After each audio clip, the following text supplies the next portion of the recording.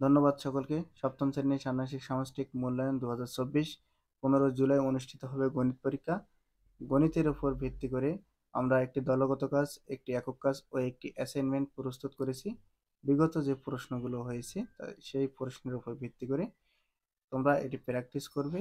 Practice যার যত থাকবে তার তত অভিজ্ঞতা বাড়বে। আর এই অভিজ্ঞতা বাড়ানোর জন্য প্র্যাকটিসের বিকল্প কোনো কিছু নাই। দলগত কাজ 1। এবার তোমরা তোমাদের বাংলা ও গণিত বইটি নাও। দুটি বইয়ের দৈর্ঘ্য, প্রস্থ ও পুরুত্ব মাপো। এবার গণিত বই ও বাংলা বইয়ের প্রাপ্ত দৈর্ঘ্যের অনুপাত নির্ণয় করো। একইভাবে প্রস্থ ও পুরুত্বের অনুপাত নির্ণয় করতে হবে। 1 নম্বর যে প্রশ্ন, এবার তোমরা প্রাপ্ত তথ্যের সাপেক্ষে নিচের ছকটি পূরণ করো। আমাদের পরীক্ষার সময় সকল সরঞ্জাম দেওয়া থাকবে। তোমরা গণিত বাংলা বই দৈর্ঘ্য, প্রস্থ, পুরুত্ব মাপবে। গণিত বইয়ের দৈর্ঘ্য দেখো 24 সেন্টিমিটার, প্রস্থ 18.4 সেন্টিমিটার, পুরুত্ব 1.2 সেন্টিমিটার। বাংলা বইয়ের দৈর্ঘ্য 24 সেন্টিমিটার, প্রস্থ 18.4 সেন্টিমিটার এবং পুরুত্ব 1 সেন্টিমিটার। অনুপাত, তাহলে দৈর্ঘ্য, গণিত বইয়ের দৈর্ঘ্যটা 24, বাংলা বইয়ের 24, তাহলে 24:24 কাটাকাটি করলে 1:1। প্রস্থ 18.4 অনুপাত 18.4 কাটাকাটি করলে 1.1। পুরুত্ব 1.2:1। আমাদের যেহেতু পয়েন্ট রয়েছে, পয়েন্টটা উঠিয়ে দিয়ে পয়েন্টের পরিবর্তে 1, পয়েন্টের পর একটা সংখ্যা, এই জন্য 10, 12:10। এবার ভেবে দেখো তোমার বইয়ের প্রস্থ ও পুরুত্বের জন্য যে দুটি অনুপাত পেয়েছিলে সেই অনুপাত দুটি কোন ধরনের অনুপাত হবে। তোমার আশেপাশের উপরের শেখো 3 ধরনের অনুপাতের আলাদা আলাদা একটি করে উদাহরণ খুঁজে বের করো। দেখো 3 ধরনের অনুপাত রয়েছে আমাদের অরিজিনাল বই থেকে, বোর্ড বই থেকে আমরা যখন অঙ্ক করেছি আমরা 3 ধরনের অনুপাত সম্পর্কে জেনেছি।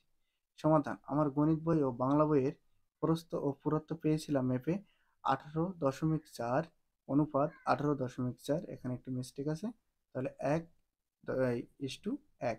অর্থাৎ অনুপাতটির পূর্ব রাশি ও উত্তর রাশি সমান, অতএব বই দুইটির প্রস্থের অনুপাত হচ্ছে একক অনুপাত। আমরা জানি যে অনুপাতের পূর্ব রাশি আর উত্তর রাশি সমান হয়, সেটা একক অনুপাত। আবার গণিত বই ও বাংলা বইয়ের পুরুত্বের অনুপাত 12:10। অনুপাতটির পূর্ব রাশি উত্তর রাশি থেকে বড়। পূর্ব রাশি প্রথম যেটা রয়েছে 12, দেখো 10 থেকে বড়, অতএব বই দুটির পুরুত্বের অনুপাত হচ্ছে গুরু অনুপাত। গুরু অনুপাত কাকে বলে?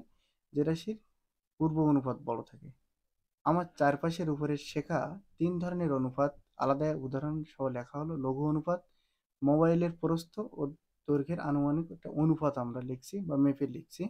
7:14। দেখো কাটাকাটি করছি, 7 একে 7, 7 দুগুণে 14, 1:2। লঘু অনুপাত, কেন লঘু অনুপাত? কারণ পূর্ব রাশি যদি ছোট থাকে সেটি লঘু অনুপাত। গুরু অনুপাত আমরা শিখছি, পূর্ব রাশি বড় থাকলে সেটা গুরু অনুপাত।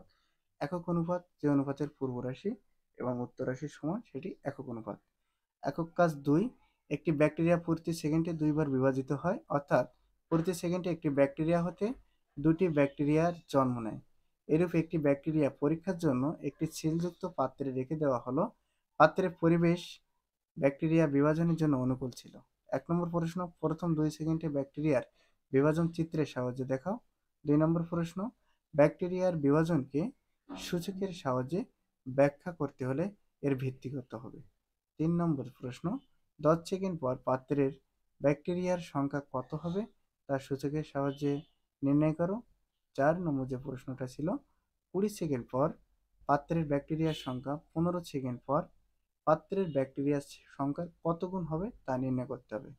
প্রথম প্রশ্নের সমাধান, প্রথম 2 সেকেন্ডে ব্যাকটেরিয়ার বিভাজন 0 সেকেন্ডে, প্রথম যে ব্যাকটেরিয়াটা ছিল 1 সেকেন্ডে বিভাজিত হয়ে কত হয়েছিল? ডাবল হয়েছিল। তারপর 2 সেকেন্ডে সেই ব্যাকটেরিয়া কি হলো? আলাদা আলাদা করে ডাবল হয়ে 4টা হলো। 2 নম্বর প্রশ্নে দেখো আমাদের উপরে ডায়াগ্রাম হতে দেখা যায় 1 সেকেন্ড পর ব্যাকটেরিয়ার সংখ্যা 2 এবং 2 সেকেন্ড পর ব্যাকটেরিয়ার সংখ্যা 4।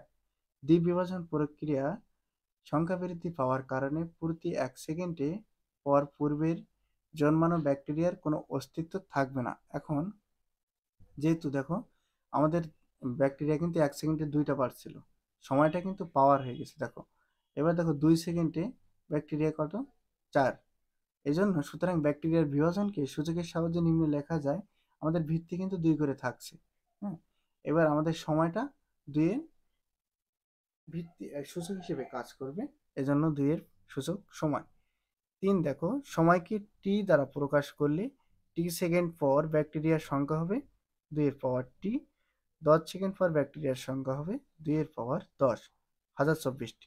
4 টি সেকেন্ড পর ব্যাকটেরিয়ার সংখ্যা হবে 2 এর পাওয়ার টি। 20 সেকেন্ড পর, তাহলে কত, 2 এর পাওয়ার 20। 15 সেকেন্ড পর 2 এর পাওয়ার 15।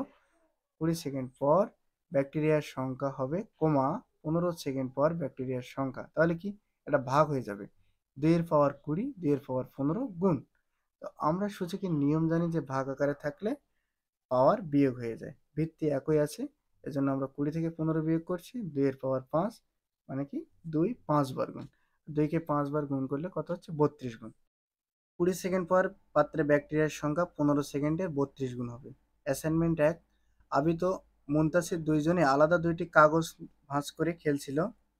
আবিদ প্রতিবার 2 বার করে ভাঁজ করছিল, আর মুনতাসির তার কাগজকে 3 ভাগে ভাঁজ করছিল। ক নম্বর, আবিদের প্রতিবারের ভাঁজের ঘর সংখ্যার তালিকা ও মুনতাসিরের প্রতিবারের ভাঁজের ঘর সংখ্যার তালিকা নির্ণয় করতে বলছে। ক নম্বরের ছকটা দেখো, ভাঁজের ক্রম, প্রথমবার আবিদ ভাঁজ করছিল একটি কাগজকে 2 বার, এজন্য 2 এর পাওয়ার 1। দ্বিতীয়বার ভাঁজ করছিল, এজন্য 2 এর পাওয়ার 2। তৃতীয়বার ভাঁজ করলে 2 এর পাওয়ার 3। চতুর্থবার ভাঁজ করলে 2 এর পাওয়ার 4।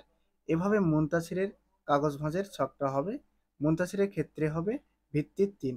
সকলকে ধন্যবাদ, সবাই সাবস্ক্রাইব করে পাশে থাকবে।